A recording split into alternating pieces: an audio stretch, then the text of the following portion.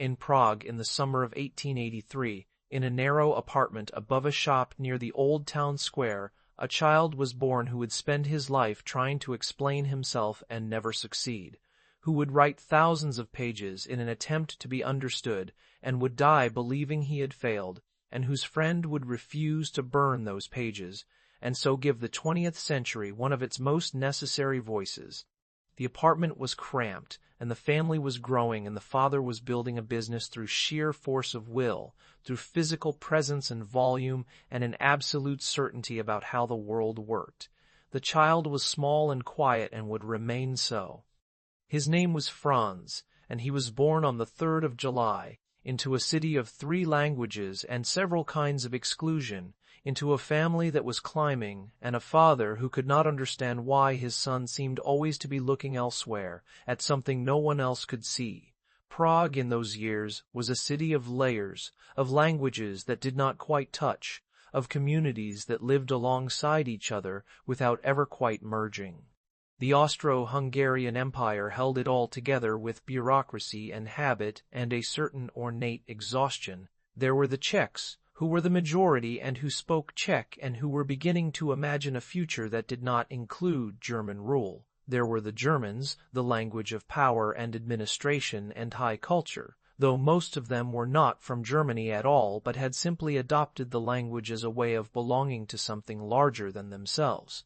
And there were the Jews, who spoke German to rise in the world and Czech to move through it and Yiddish among themselves, and who belonged fully to none of these categories, and were resented by all of them.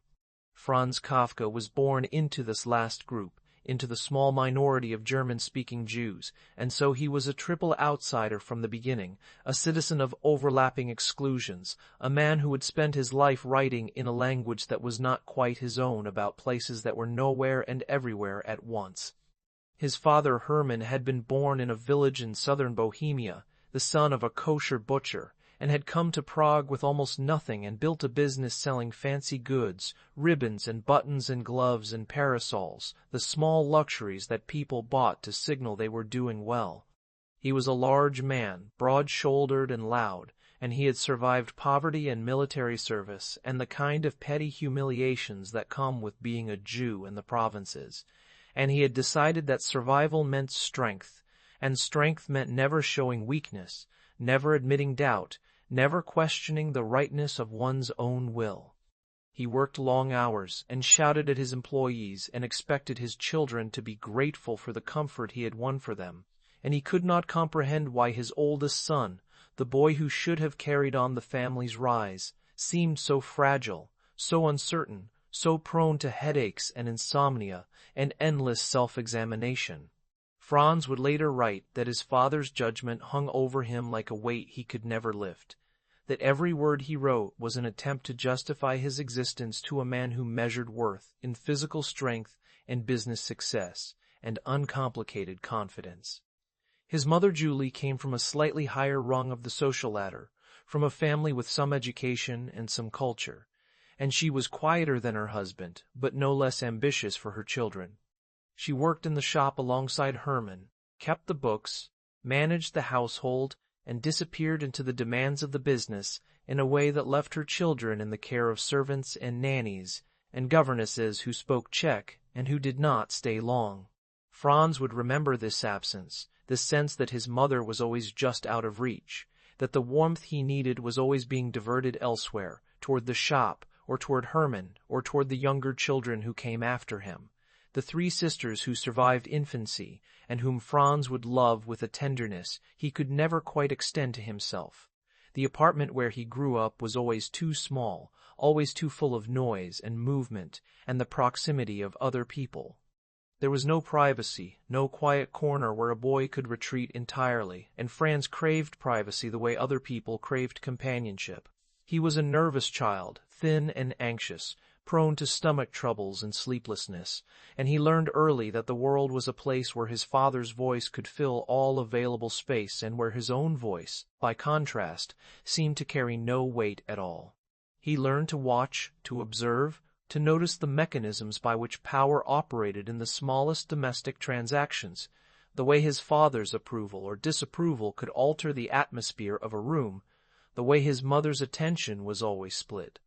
always insufficient, always offered and then withdrawn before it could fully nourish. He went to German-language schools because that was how Jewish families climbed in Prague, by mastering the language of the empire and hoping it would grant them access to something larger. He was a good student, conscientious and anxious, the kind of boy who did his work and worried about it and never believed it was good enough. He read German classics and learned Latin and Greek and absorbed the texts that were supposed to make him a cultivated man, and somewhere in those years he also began to sense that words could be a kind of escape, that on the page he could build worlds that operated according to their own logic, that did not require his father's approval or his mother's attention or anyone's permission at all.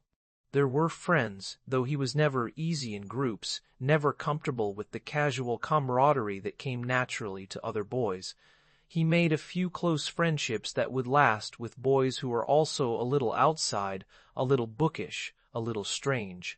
One of them was Oscar Pollock, with whom he shared a love of reading and long conversations about art and beauty and what it meant to live a meaningful life.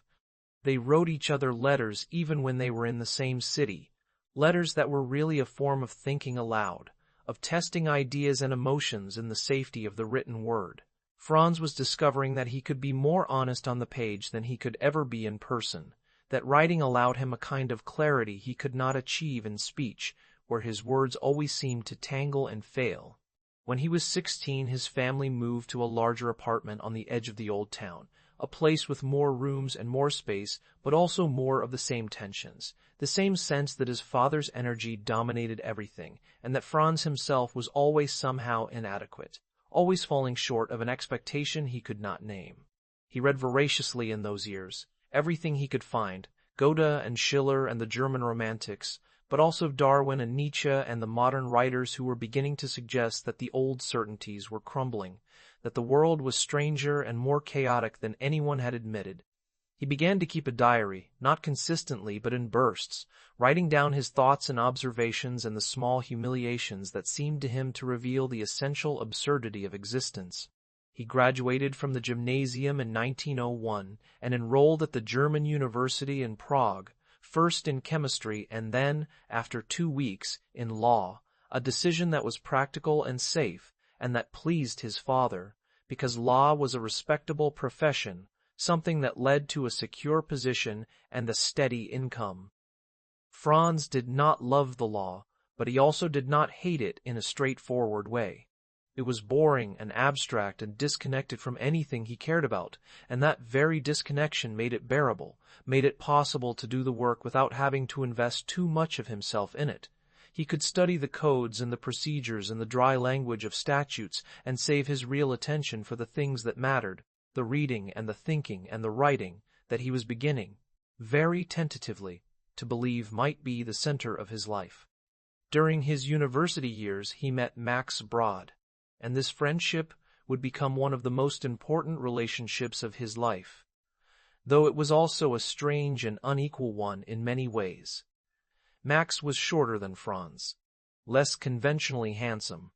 and he walked with a slight spinal deformity that marked him as physically different, but he had none of Franz's crippling self-doubt, none of his paralysis. Max was energetic and confident and wildly productive, a writer and critic who believed in his own talent and in the value of literature and in the possibility of living a life devoted to art. He saw something in Franz from the beginning, some quality of attention or insight that he recognized as extraordinary, and he decided that Franz was a genius, that his reluctance to share his work or to take himself seriously as a writer was a kind of tragic mistake that Max would spend the rest of his life trying to correct.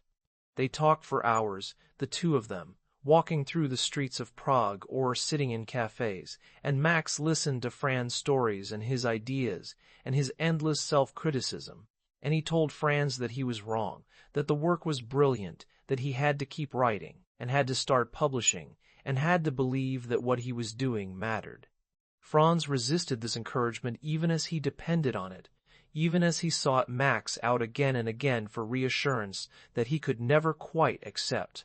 He showed Max his stories, short pieces that were elliptical and strange, and that bore almost no resemblance to anything else being written in Prague or anywhere else. And Max praised them extravagantly and began to advocate for them, to show them to editors and to push Franz toward publication in ways that Franz found both necessary and unbearable. Franz finished his law degree in 1906 and then spent a year doing his practical training, the required service in the courts that was supposed to complete his education. He found the work dreary and dehumanizing, the endless processing of documents and the petty hierarchies, and the way people were reduced to cases, to problems to be managed. But he also paid attention to it all, stored it away, noticed the way bureaucracy operated as a kind of machinery that ran on its own logic, indifferent to the human beings it processed. He was learning, though he did not yet know what he would do with what he was learning. In 1907 he took a job at an insurance company, the Assicurazioni Generali, an Italian firm with offices in Prague.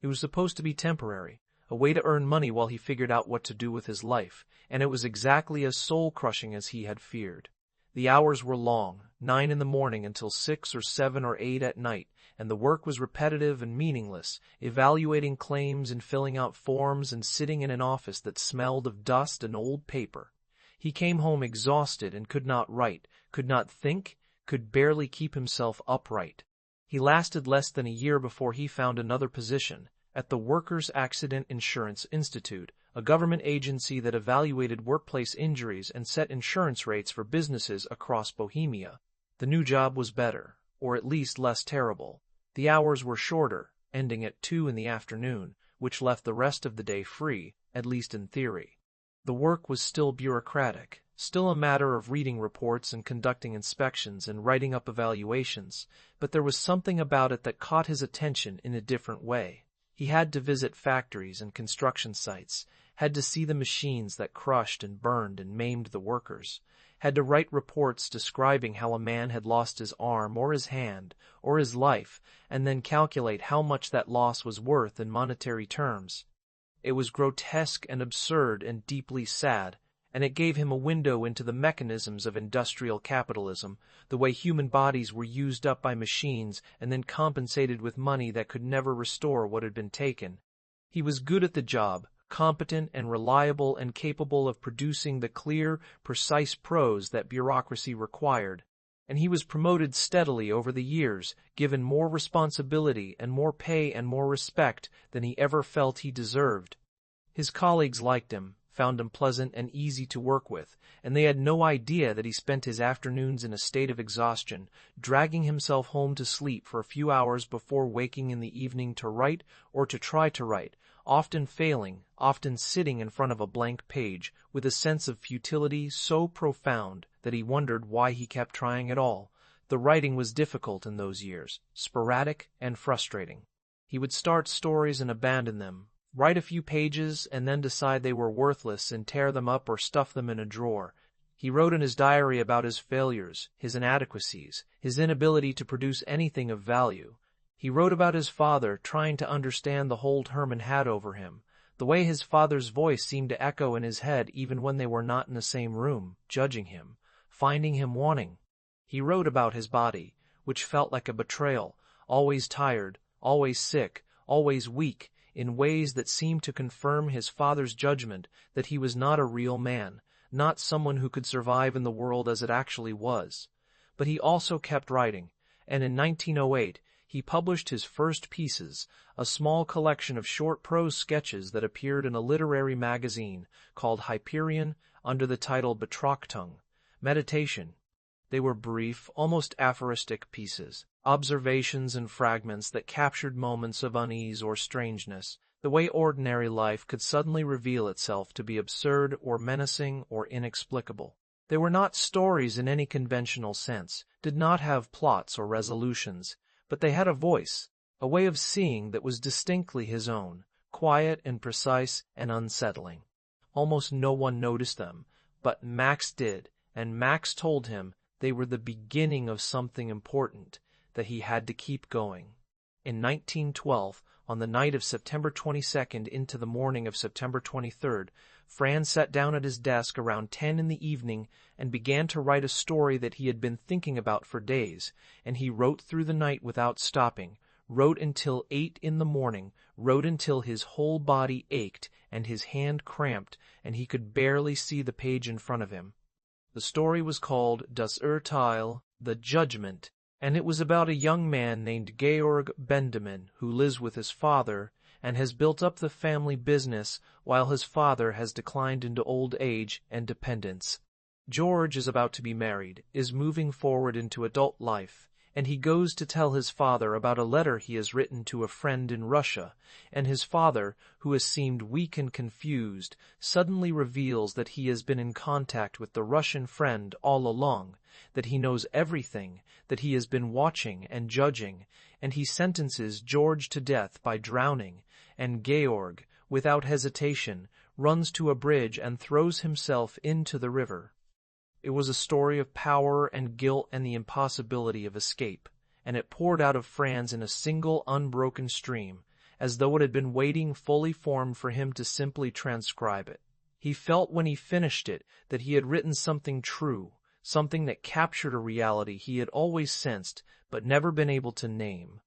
The father's power, the son's guilt, the way the judgment is absolute and cannot be appealed or even understood, the way the son accepts it and executes it himself, all of this felt to Franz like the essential truth of his life, the structure that had been there all along beneath the surface. He showed it to Max, and Max was ecstatic, told him it was a masterpiece, insisted that it had to be published. Franz was less certain, was never certain, but he also knew that something had shifted, that he had found a way to write that felt urgent and necessary, in a way his earlier work had not. He began to write more, to carve out time in the evenings and early mornings, and the stories began to come more steadily, though never easily, always with the sense that he was dragging them up from some deep place inside himself, where everything was confused and unresolved. In November of that same year, 1912, he wrote another story, this one over a period of a few weeks, and it was the story that would eventually make him famous, though he could not have known that at the time.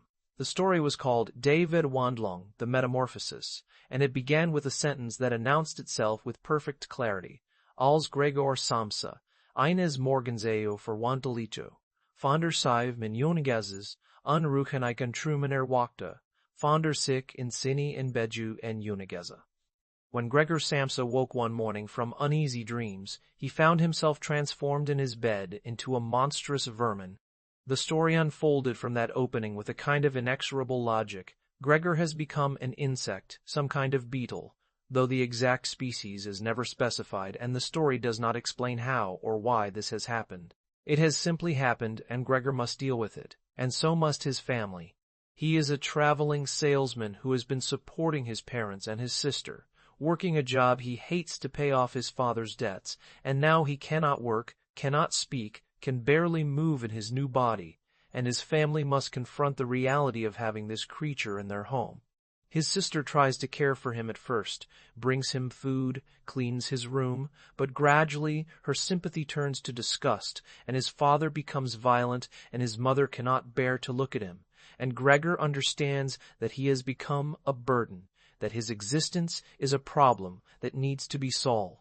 He dies in the end, shrivels up, and expires in his room, and the charwoman sweeps his body away, and his family goes out for a walk in the countryside, and begins to plan their future now that they are free of him, and the sister stretches her young body in the sunlight, and the parents notice that she has grown into a beautiful woman, and it is time to think about finding her a husband.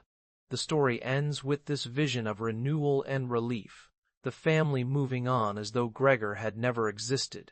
or as though his existence had been only an interruption, a temporary unpleasantness that is now resolved. Franz understood that the story was about many things at once. It was about the way people become burdens to their families, the way love can turn into resentment when care becomes too costly. It was about the body's betrayal, the way we are trapped inside physical forms that do not always cooperate with our intentions or a sense of self. It was about work and obligation and the way we sacrifice ourselves for others who may not appreciate the sacrifice or may even come to resent us for it. It was about exclusion and otherness, about being transformed into something that cannot be accommodated, cannot be understood, cannot be integrated into the normal functioning of daily life. And it was about his father, always his father, the figure whose judgment was absolute and whose presence filled all available space, and who reduced Franz to something small and contemptible, something to be swept away. He published the Judgment in 1913, and the Metamorphosis appeared in 1915, and there were a few reviews, mostly positive, and a small number of readers who understood that something strange and powerful was happening in these stories. But there was no sudden fame, no recognition that matched what Max insisted was the quality of the work. Franz was not disappointed because he had not expected anything different. He did not believe in his own success, could not imagine a world in which he would be celebrated or even widely read. He wrote because he had to, because the alternative was a kind of silence that felt like death, but he also believed that what he wrote was probably worthless, probably just the product of his own neuroses and weaknesses, interesting maybe to him and to Max, but not to anyone who was not already inclined to indulge his peculiarities. He had met Felice Bauer in August of 1912, just a few weeks before he wrote The Judgment, and she would become the central figure in his emotional life for the next 5 years, though they would almost never be in the same place at the same time. She was from Berlin, worked in an office selling dictaphones and office equipment, was practical and energetic and competent in all the ways Franz felt he was not. They met briefly at Max's apartment, spoke for a few minutes, and Franz was immediately fascinated, saw in her something solid and real, someone who belonged to the world in a way he never had. He began writing to her almost immediately, and the letters became a torrent, hundreds of pages over the next few years, letters that were by turns affectionate and desperate and analytical and accusatory, letters in which Franz tried to explain himself and to understand himself, and to convince Felice that she should marry him, while also warning her that marrying him would be a mistake, that he was impossible, that he could not be a proper husband, that he needed solitude and silence to write and could not bear the demands of family life. The letters are among the most extraordinary documents of self-analysis in literature, the record of a man trying to construct a relationship entirely through writing, trying to make himself real to another person through words, while also insisting on his own impossibility, his own unfitness for the life he claimed to want. They became engaged twice, and broke off the engagement twice, and each time Franz was racked with guilt and relief, desperate to marry her and desperate to escape, convinced that marriage was the only way to become a full human being, and equally convinced that it would destroy him, would take away the time and solitude he needed to write, would force him into a role he could not perform. They met occasionally, spent awkward days and weekends together in Prague or Berlin, or in neutral cities in between, and each meeting seemed to confirm both his desire and his terror, seemed to prove both that he needed her and that he could not live with her. The letters to Felice are full of talk about writing, about his daily routines, about the hours he kept and the conditions he needed, the silence and the solitude and the sense of being alone in the night with only the page in front of him. He told her that writing was not a choice, not something he did for pleasure or ambition, but a compulsion, a necessity, that it was the only way he could make sense of himself and the world, and that anything that interfered with it felt like a threat to his existence. He told her that he loved her, and that he could not love anyone, that he wanted to be with her, and that he wanted to be alone, and he asked her to understand him, and to forgive him, and to stay with him, and to let him go, sometimes all in the same letter. Felice tried to understand, tried to be patient, but there is a limit to how much anyone can endure, how many times someone can say yes and then take it back, can promise a future and then retract it. She must have been exhausted by him, frustrated and hurt and bewildered by the endless contradictions, and yet she kept responding, kept engaging with him, kept trying to find a way to make it work. The letters she sent back to him are lost, were presumably destroyed, so we only have his side of the conversation, his voice explaining and retracting and explaining endlessly. circling endlessly around the same impossible problem. The war came in 1914, and it changed everything, even as it changed nothing for Franz personally. He was exempt from military service because of his job, which was deemed essential, and so he stayed in Prague, kept working at the Insurance Institute, kept writing in the evenings, while men all around him were being sent to the front to die in mud and gas and machine gun fire. He felt guilty about his exemption, and also relieved, felt that he should be suffering with everyone else, and also knew that he could not have survived military life, could not have endured the physical demands and the lack of privacy and the submission to authority that the army required. The empire was dying, though no one knew it yet, was bleeding itself out, in a war that made no sense, and would accomplish nothing but the destruction of millions of lives and the collapse of the old order. Franz watched it happen from Prague, from his office and his apartment and the cafes where he met with friends, and he understood that the world he had been born into was ending, that the certainties his father's generation had relied on were dissolving. But he also felt that this dissolution had always been there, beneath the surface, that the absurdity and chaos the war revealed had been the truth all along, hidden by habit and routine and the pretense that the world made sense.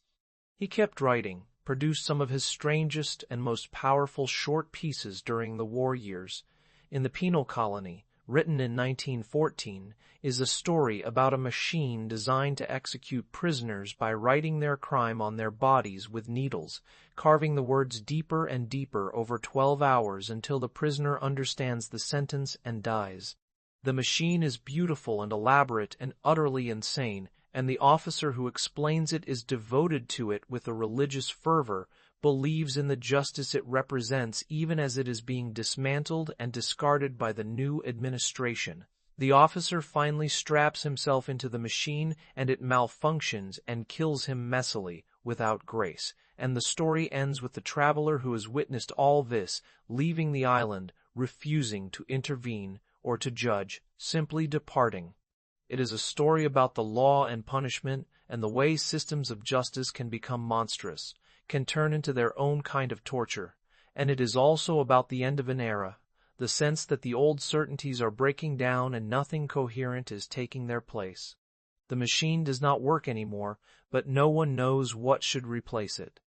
The officer dies believing in it, and his death is grotesque and pointless, and the world moves on without him. Franz read the story to a small audience in Munich in November of 1916, and the reading was not a success, the audience shifting uncomfortably, uncertain how to respond to this strange, violent tale. Franz himself was unsatisfied with how he had read it, felt that he had not captured the right tone, had not made it clear enough that the story was meant to be both horrifying and sad, that the officer was both a monster and a figure of pathos, someone clinging to a vision of order that was already obsolete. He broke off his second engagement to Felice in December of 1917, and this time it was final, though the end came not with a dramatic confrontation, but with a kind of exhausted mutual recognition that it was not going to work, that they had been trying to make something impossible happen, and that continuing to try was only hurting both of them. Franz felt relief and guilt in equal measure, felt that he had failed her and himself, that he had wasted years of her life and his own, that his inability to commit to marriage was yet another sign of his fundamental inadequacy. But the end of the engagement also freed him, or seemed to, allowed him to stop pretending that he was going to live a normal life, that he was going to be a husband and a father and a conventional member of society. He could admit now, at least to himself, that what he needed was solitude, was time, was the freedom to disappear into his work without having to justify it to anyone. In August of 1917, a few months before the final break with Felice, he coughed up blood for the first time. It happened in the middle of the night, and when he woke in the morning there was blood on his pillow, and he knew immediately what it meant. Tuberculosis. The disease that killed thousands every year, that had no cure and no reliable treatment, that meant a slow decline and almost certain death. He consulted doctors and they confirmed it, told him he needed rest and fresh air and a better climate, needed to get out of Prague and go somewhere in the countryside or the mountains where he could recover, or at least slow the progress of the disease. He spent several months in the countryside, in a village called Zurau, where his sister Otla was managing a farm, and these months were strange and peaceful in a way that surprised him. He worked a little on the farm, did simple physical labor, spent hours walking in the fields and the woods, and he felt better than he had in years, not physically but mentally, felt a kind of clarity and calm that had eluded him in Prague. He could not write during this time, or wrote very little, but he filled notebooks with aphorisms and observations, short, dense paragraphs that tried to capture the insights he was having,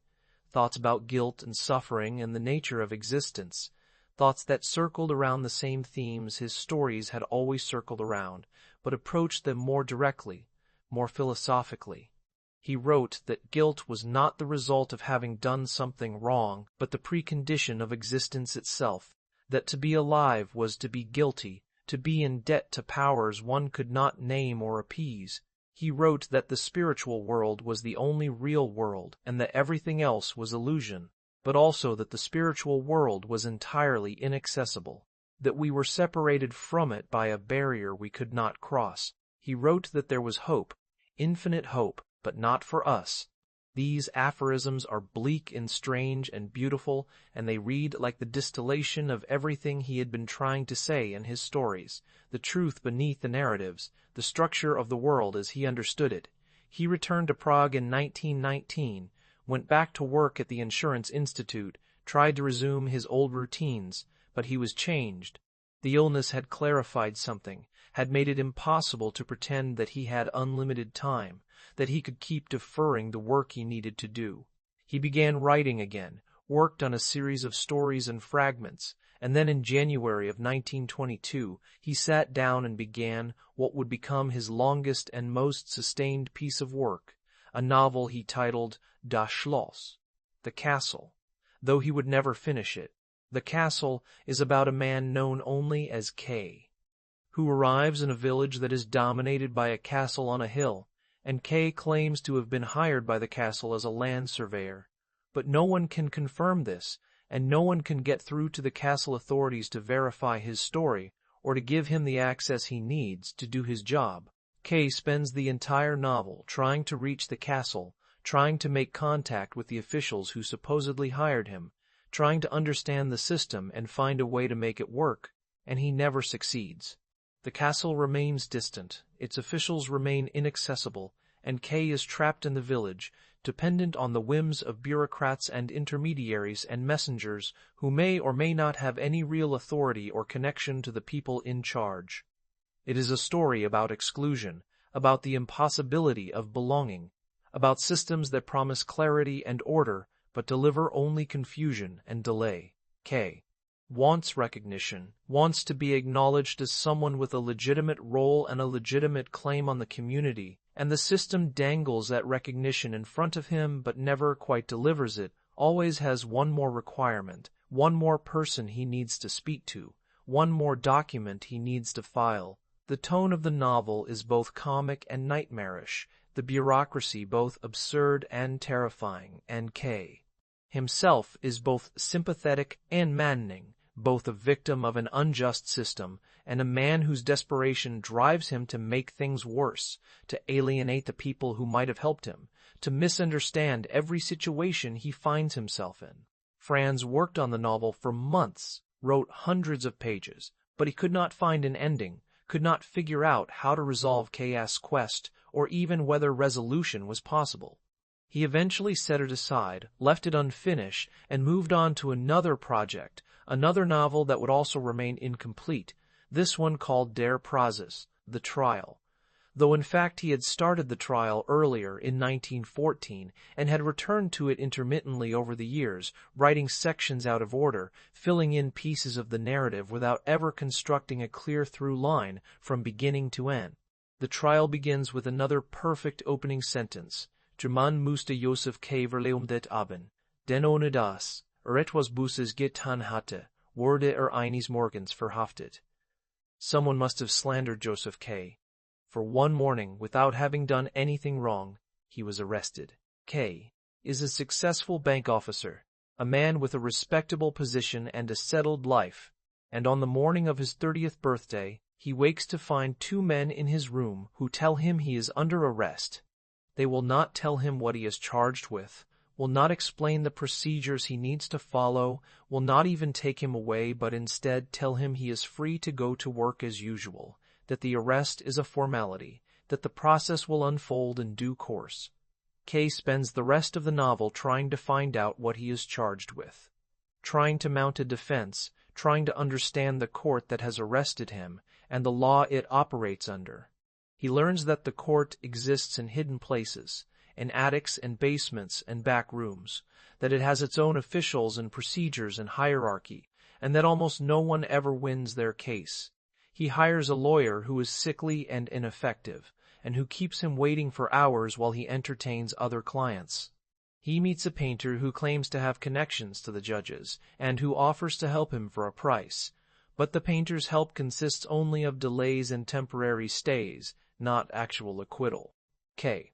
visits a cathedral and speaks to a priest who tells him a parable about a man who spends his entire life waiting at a door that leads to the law, and the doorkeeper tells him he cannot enter yet, and the man waits and finally dies there at the threshold. And just before he dies, he asks why no one else has ever come to this door, and the doorkeeper tells him that this door was meant only for him, and now it will be closed.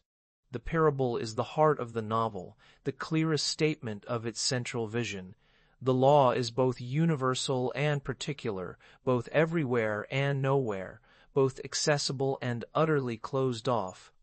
The man could have entered at any time, or he could never have entered, and there is no way to know which is true, no way to appeal to a higher authority because there is no higher authority, or because the higher authority is unreachable, hidden behind layer after layer of intermediaries and officials who claim to represent it, but may not, who may just be part of the machinery that keeps everyone at a distance from the truth. K is eventually executed, taken to a quarry on the outskirts of the city and stabbed by two men who are polite and efficient and who pass the knife back and forth as though they are not sure who is supposed to do it, and K submits to the execution without resistance, feels ashamed that he cannot perform his own death, that he is forcing these strangers to do it for him. His last words are, "like a dog," and the narrative confirms this, adds that it was as though the shame of it would outlive him. Franz wrote much of the novel during the war years, but never finished it, could never decide on the order of the chapters, could never bring himself to complete the narrative and make it public. He told Max that the novel was meant to end with K's execution, that this was always the inevitable conclusion, that T was guilty simply by virtue of being alive, that the trial was unwinnable because the charge was existence itself. But he also could not write that ending with full conviction, could not make the pieces fit together in a way that satisfied him, and so the novel remained in fragments, a series of chapters that were brilliant, individually, but that did not quite cohere into a single finished work. These two novels, The Trial and The Castle, are about the same thing from different angles. They are about systems that claim to operate according to reason and justice, but that are in fact arbitrary and inaccessible, that create the illusion of order while delivering only chaos and confusion. They are about the individual's relationship to authority, the way we internalize the judgments of institutions we do not understand, and that may not even exist in any coherent form. They are about guilt that has no origin and no remedy, about being accused of something you did not do, and finding that the accusation itself is enough to make you guilty, that the process of defending yourself only entangles you further in the system that is destroying you. They are also, and this is perhaps the most disturbing part, about complicity, about the way we participate in our own subjugation, the way we accept the legitimacy of the powers that oppress us even as we try to resist them. K, in The Trial, never questions the fundamental legitimacy of the court, never says that it has no right to try him, never simply walks away. He wants to be acquitted, wants to be recognized as innocent, wants the court to acknowledge that it has made a mistake, and in wanting this recognition he grants the court the power it claims.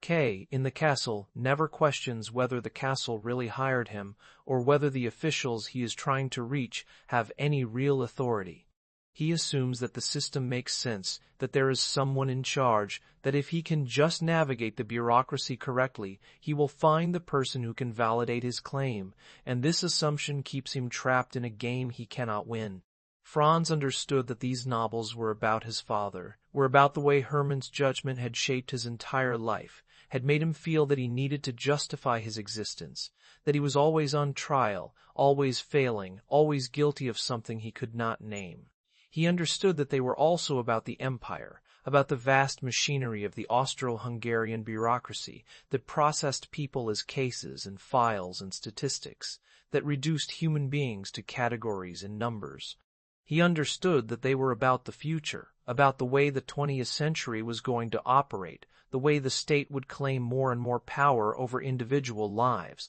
would demand more and more documentation and justification and submission, would become a kind of omnipresent authority that no one could escape or even fully understand. But he also knew that they were not allegories, not neat symbolic representations of political or psychological truths. They were stories, strange and vivid and irreducible, and their power came from the fact that they could not be explained away, could not be summarized or decoded, could only be experienced as the particular nightmares they were. In 1923, Franz retired from the Insurance Institute. His tuberculosis had worsened, his lungs were failing, and he could no longer manage the daily routine of work. He was 40 years old and had spent 16 years in the same job, had been competent and reliable and had risen to a position of some authority, and now he was done, was stepping away into an uncertain future that would not last long. He moved to Berlin, partly to be away from his family, partly because Berlin felt like a place where he might be able to live differently, might be able to escape the routines and expectations that had defined his life in Prague.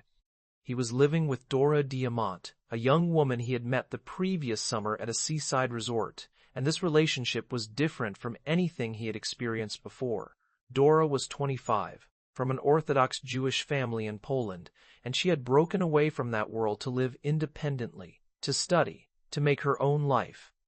She was warm and practical and steady in a way that Franz desperately needed, and for the first time he found himself in a relationship that did not feel like a trap, that did not fill him with panic and guilt, that allowed him simply to be with another person without constantly questioning whether he deserved it or whether it was destroying his ability to write. They lived together in Berlin, shared an apartment and a life, cooked meals together, read together, and Franz was happy, or as close to happy as he had ever been. He told friends that he felt more at home with Dora than he had ever felt anywhere, that she understood him in a way no one else had, that she did not demand that he be something other than what he was. He continued to write, worked on stories and fragments, but the work was harder now, his body was failing, and he was increasingly weak and in pain. The Berlin period did not last long. By the spring of 1924, his condition had deteriorated to the point that he could no longer stay in Berlin, needed more intensive medical care, and he was moved to a sanatorium in Austria, in a small town called Kierling near Vienna. Dora went with him, stayed with him through the final weeks, and he was still trying to write even as his body collapsed, still correcting proofs for a collection of stories, a hunger artist that would be published later that year after his death. A Hunger Artist, written in 1922, is a story about a man who fasts professionally, who sits in a cage in public and goes without food for weeks at a time, while spectators come to watch him and marvel at his discipline. Fasting was a kind of performance art in the 19th century, a spectacle that drew crowds, but by the time of the story it has gone out of fashion, people are no longer interested, and the hunger artist is reduced to performing in a circus, ignored by the crowds who are more interested in the animals. He fasts longer and longer, not because anyone cares but because he cannot stop, because fasting is the only thing he knows how to do, and eventually he dies in his cage and a worker finds him and clears him away, and they put a panther in the cage instead, and the panther is strong and vital and draws crowds who love to watch it, pace and snarl, and the story ends with this image of vitality replacing the hunger artist's wasted discipline. It is a story about art and the artist, about the way the artist suffers and starves himself for an audience that does not care, that wants something easier and more immediate, that wants the panther's vitality rather than the hunger artist's asceticism. But it is also a story about Franz himself, about his sense that his writing was a kind of starvation, a refusal of the normal pleasures and consolations of life, a discipline that no one had asked for and that no one would appreciate. The hunger artist's final words are an explanation. He fasted because he could not help it, because he never found the food he liked, and if he had found it, he would have eaten like everyone else. Franz understood this, understood that his writing was not a choice in any meaningful sense, that it was simply what he did because he could not do anything else, because the normal satisfactions of life had never been what he wanted. He died on the 3rd of June, 1924, in the sanatorium at Kierling, with Dora beside him. He was 40 years old, and his body had starved itself, had consumed itself from within, and at the end he could barely speak, his throat destroyed by the tuberculosis, and he had to communicate by writing notes. He was in pain, and he was terrified, and he wanted it to be over, and when it was over, Dora had his body taken back to Prague to be buried in the new Jewish cemetery in a family plot, and the funeral was small and quiet and attended by a handful of friends and family. And if anyone thought that the man being buried was one of the great writers of the century, they did not say so. He had published very little during his lifetime, a few collections of stories, some pieces in literary magazines, nothing that had brought him significant recognition or any kind of literary fame. He had left behind 3 unfinished novels, hundreds of pages of fragments and drafts and stories that he had started and abandoned, letters and diary entries, and the long, anguished letter to his father, written in 1919 but never sent, a 100-page attempt to explain himself to Hermann, to make his father understand the damage he had done, to justify his own existence, and to accuse Hermann of making that existence unbearable. Before he died, Franz had told Max Brod to burn everything, to destroy the manuscripts and the notebooks and the unpublished work, to let it all disappear so that no one would have to see the unfinished drafts and the false starts and the failures.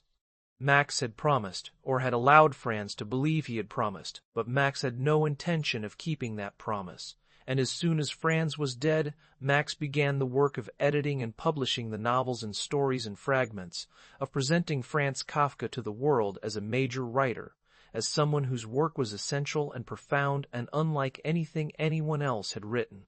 Max published The Trial in 1925, assembling the chapters in an order that seemed to make sense, filling in the gaps with his own editorial notes, and the novel was recognized immediately by a small number of readers and critics as something extraordinary, a vision of modern life that was both nightmarish and precisely observed, both surreal and utterly realistic.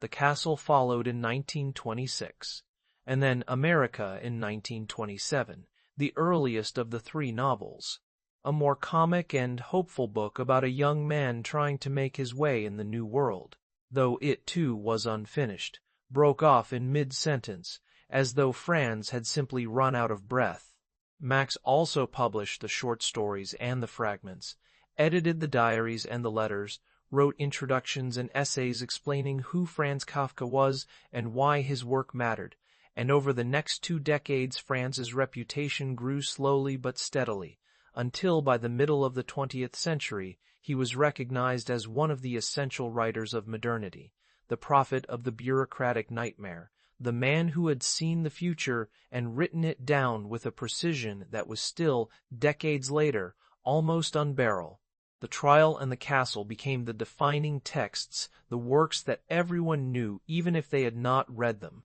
and the word Kafkaesque entered the language as a shorthand for a particular kind of experience, the experience of being trapped in a system that makes no sense, that operates according to rules you cannot understand, that punishes you for infractions you did not commit, and that you cannot defend yourself against. It described the totalitarian regimes of the mid-century, the way Stalin's purges and Hitler's bureaucracy processed people through machinery of accusation and trial and execution, the way the state claimed the right to define guilt and innocence without reference to any actual crime. It described the everyday experience of dealing with bureaucracies of all kinds, the forms and the waiting and the intermediaries who cannot help you but also cannot be bypassed, the sense that somewhere there is someone who could solve your problem, but that person is always just out of reach, always behind one more door you cannot open. But Kafkaesque is also a reduction, a way of making Franz's work manageable, of turning it into a political allegory or a comment on modernity. And this misses something essential about the writing, which is its strangeness, its humor, its refusal to be pinned down to a single meaning. The stories are funny even when they are terrifying, funny in the way nightmares are funny when you recount them in daylight, full of absurd details and bizarre juxtapositions in characters who behave in ways that are both inexplicable and somehow perfectly logical. Gregor Samsa worries about missing his train even after he is turned into an insect. Joseph Case arrested, but allowed to go to work, and he complains about the inconvenience. K. in the castle is obsessed with getting a meeting with an official named Clam, pursues this goal with mono-call focus, and the reader cannot help but wonder why he cares so much, why he does not just leave the village and find work somewhere else. The comedy and the horror are inseparable in Franz's work, and this is what makes it so difficult to adapt, so difficult to reduce to a simple message.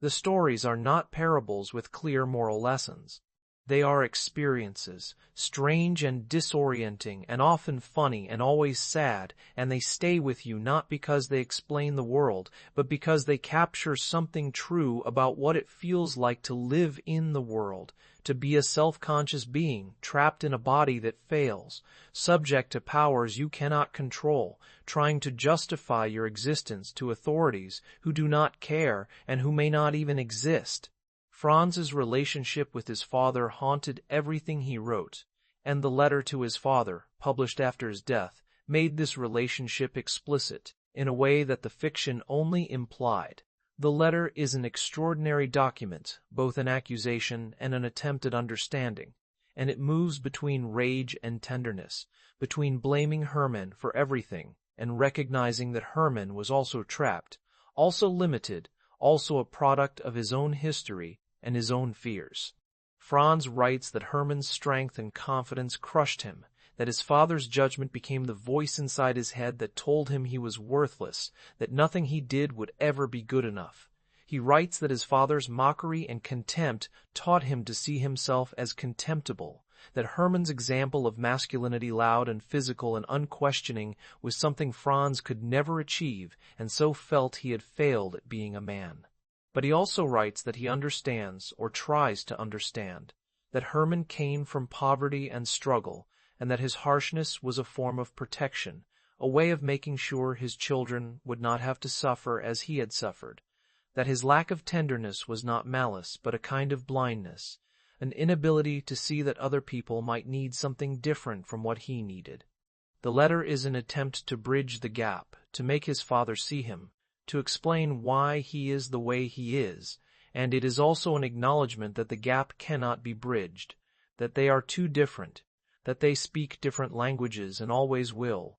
Hermann never read the letter. Franz gave it to his mother to pass on, and Julie read it and was horrified and refused to give it to Hermann, and so the letter stayed undelivered, became one more failed attempt at communication, one more message sent into a void. Franz must have known on some level that this would happen, that the letter would not change anything, that his father would not suddenly understand and apologize and become the father Franz needed. The letter was not really for Hermann.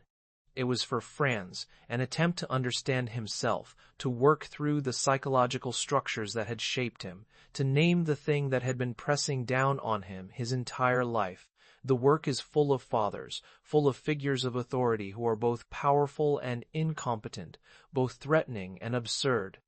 The father in the judgment who sentences his son to death is enormous and terrifying, but he is also senile and confused, has been living in a darkened room, and his sudden assertion of power comes out of nowhere and makes no sense and is absolute anyway, The court in the trial is omnipotent and omnipresent, but it is also squalid and disorganized, operates out of attics and tenements, and its officials are shabby and as confused as everyone else. The castle in the castle is majestic and distant, but the officials who supposedly run it are lazy and capricious and may not have any real power at all, may just be pretending, and no one can tell the difference. This combination authority that is both absolute and illegitimate, power that is both terrifying and ridiculous, is what makes Franz's work so difficult to categorize, so resistant to simple political readings. He is not writing about totalitarianism in any straightforward sense,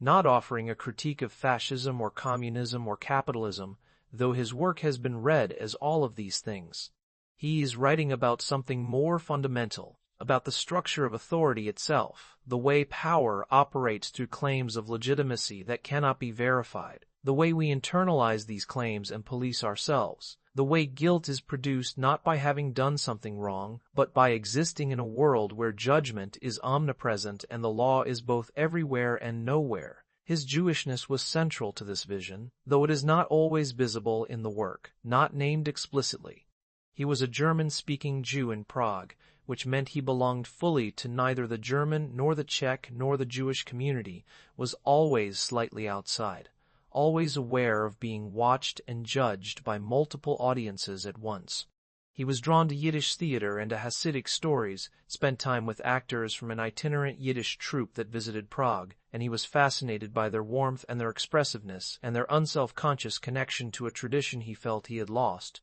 He studied Hebrew in his final years, talked about moving to Palestine, about living in a place where being Jewish would be normal rather than exceptional, though he never made the move and probably knew he never would. The sense of being outside, of being subject to judgments he could not control or fully understand, of being guilty simply by virtue of who he was, this was the experience of being a Jew in Europe in Franz's lifetime, and it would become, in the decades after his death, the experience of millions of Jews who were processed through bureaucracies of extermination, that were efficient and orderly, and that operated according to rules that were clear to everyone except the people being killed.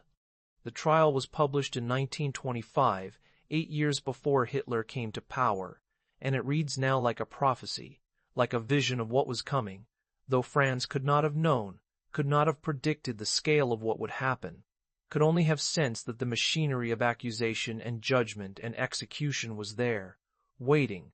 built into the structures of modern life. 3 of what bilbia, what tala biljo jutubi et vec corpio atmid, what tala bilbiltheobdil fadot, what tamido bildi out down, what tamid for doge, what 5 pethabildi Franz, worked Max Brod, who had saved Franz's work and made him famous, would flee Prague in 1939, just before the Germans arrived, would escape to Palestine with a suitcase full of Franz's manuscripts, the last remaining copies of unpublished work, and would spend the rest of his life protecting and promoting Franz's legacy, insisting on his greatness, the Conde of Biel-de-Pret, findes you its corbead, would cutabilia, would modicadu codicud, its sword cowt, but the question of what Franz believed, of whether there is any hope in the work, is contested, and the answer matters because it determines how we read him, whether we see him as a nihilist or a prophet or something else. Max insisted that Franz was a religious writer, that beneath the darkness there was a search for God, a longing for transcendence, and Max pointed to the aphorisms from Zurau as evidence, the passages about the spiritual world and the indestructible core of the self and the possibility of redemption. And there is some truth to this, some sense in the work that there is another world, a true world, beyond the confusion and suffering of this one. But that other world is entirely inaccessible, is separated from us by a barrier we cannot cross, and the fact that it exists does not help us, does not make this world more bearable. There is hope, infinite hope, but not for us. This is the phrase that sums up Franz's vision, and it is not a consoling one, not an affirmation of anything except the persistence of longing in the face of absolute futility. We hope because we cannot stop hoping, because hope is built in the consciousness, but the thing we hope for will not arrive. The door will not open, the message will not be delivered, the trial will not end in acquittal, The castle will not grant us recognition, and yet people keep trying, keep seeking, keep explaining themselves, and there is something beautiful and terrible in this persistence, in the refusal to accept the futility even when the futility is obvious. In the trial is exhausting and frustrating and impossible to like, but he is also heroic in his own way, heroic in his refusal to simply accept the court's judgment, in his insistence that he has a right to know what he is charged with, that the law should be comprehensible, that justice should mean something. He fails, of course, but the failure is not the point. The point is the attempt, the fact that he keeps trying, even when it is clear that trying is useless. Franz's influence on later writers is immense and diffuse, hard to trace in any direct way because Kafkaesque became such a common adjective, such a widely available mode, that it stopped being clearly connected to any particular writer and became instead a general cultural property, a way of describing a certain kind of experience. But you can see his influence in the absurdists, in Beckett and Ionesco, and the theater of the mid-century that tried to capture the futility and repetition and meaninglessness of modern existence. You can see it in the post-war novelists who wrote about totalitarianism and bureaucracy in the dystopias of Orwell and Huxley, though both of them were more overtly political than Franz, more interested in constructing allegories of specific systems than in capturing the phenomenology of being subject to power. You can see his influence in the postmodern writers who are interested in systems and structures and the way narratives trap us, in Pynchon and DeLillo and David Foster Wallace, all of whom wrote about the way modern life processes people through institutions that are both omnipresent and incomprehensible. You can see it in writers like Borges and Marquez, who took the surreal logic of Franz's stories and turned it into magic realism, made it more colorful and more joyful, but kept the underlying sense that reality is stranger than we admit, that the rules we think govern the world are really just guesses, that at any moment the ground might open up beneath us, and we might find ourselves transformed into something else entirely. And you can see his influence in the way we talk about everyday life, in the way people describe dealing with health insurance, or immigration bureaucracy, or any large institution, in the way we recognize the experience of being passed from one representative to another, each one claiming they cannot help, each one referring us to someone else, and the sense that there is no one actually in charge, no one who can make a decision, no one who knows what is going on. This is Kafkaesque, and everyone knows what it means, and in some sense Franz's work has become invisible because it has become so ubiquitous, so thoroughly absorbed into the culture that we do not need to read the stories to understand the vision. But the stories themselves are stranger and more particular than the adjective suggests, are not just diagrams of bureaucratic alienation, but specific, unsettling narratives that resist summary. The Metamorphosis is not a story about feeling alienated from your family, though it is that. It is a story about a man who has become an insect, who has a hard shell and many legs and who can climb walls, and the story treats this transformation with absolute seriousness, describes the physical reality of being an insect in careful detail, the difficulty of getting out of bed, the way food tastes different, the pleasure of hanging from the ceiling, and this specificity is what makes the story powerful, what makes it more than just a metaphor. Gregor is an insect, really and truly an insect, and the fact that this is impossible does not matter. The story insists that it has happened and that we must accept it and see what follows from it. In the Penal Colony is not a story about the cruelty of punishment, though it is that. It is the story about a Chintervraud. It is rep no radals the murder corvant. Aramthningser it better to this exhibition, bedrepping mesol the reeves spalak. Walks the traveler through the execution process step by step, and the horror of the story comes not from the fact that the machine is cruel, but from the fact that his machine is cruel, but from the fact that it is beautiful, that it is carefully designed, that the officer's devotion to it is genuine, and even moving that he believes in it, completely a doer. And when he does die, the machine breaks down and kills him messily, without the grace or refuge, judgkadas John Torret. Ribble the sore spilt either else, it'll bave couchberty. A Hunger Artist is not a story about the suffering of the artist, though it is that. It is a story about a man in a cage who goes without food while Pever bought, and the story describes the bixes of this performance, the way the Watermanterzara manages the crowds, the way the watchers are assigned to make sure the hunger artist does not cheat, the way the performance has rules and conventions that everyone understands, and then the story describes the decline of the form, the way people stop caring, the way the hunger artist ends up in a circus performing for no one, and his death is pathetic and pointless, and is immediately replaced by the vitality of the panther, and the story ends with this image of the crowds, decorating the hunger artist entire, if Pidal. These are the stories, and they are brilliant and strange and sad, and they do not resolve, do not offer comfort or explanation, just present a vision of the world that is both surreal and precisely observed, both nightmarish and somehow familiar, and they ask us to sit with that vision, to accept it, to see what it reveals. Franz died young and published almost nothing and asked for his work to be destroyed, and his friend refused and saved him, and this act of friendship is itself a kind of story, a story about loyalty and judgment and the question of what we owe to the people we love. Max believed that Franz was a genius, believed that the work was too important to destroy, and he was right. By any standard we have for measuring these things, he was right. The work is extraordinary and has become essential, and the world would be poorer without it. But Max also betrayed Franz's explicit wishes, did the thing Franz asked him not to do, and we cannot know what Franz would have thought, whether he would have been grateful or horrified, whether he would have wanted the recognition or whether he would have preferred the oblivion he requested. There is something fitting about this ambiguity, about the fact that Franz's work exists because of an act of disobedience, that his voice was saved against his will. He spent his life feeling that he had no right to speak, that his existence needed to be justified, that he was always on trial and always failing, and now his work is canonical, is taught in universities and translated into dozens of languages and read by millions of people, and he has become exactly the kind of figure he could never have imagined himself being, a major writer, a prophet, a name everyone knows. And yet the work itself resists this canonization, resists being turned into monument or lesson. The stories are too strange, too uncomfortable, too resistant to summary, and they do not offer the satisfactions we usually expect from literature, do not resolve or redeem or provide catharsis. They leave us in the middle of the nightmare. Leave K.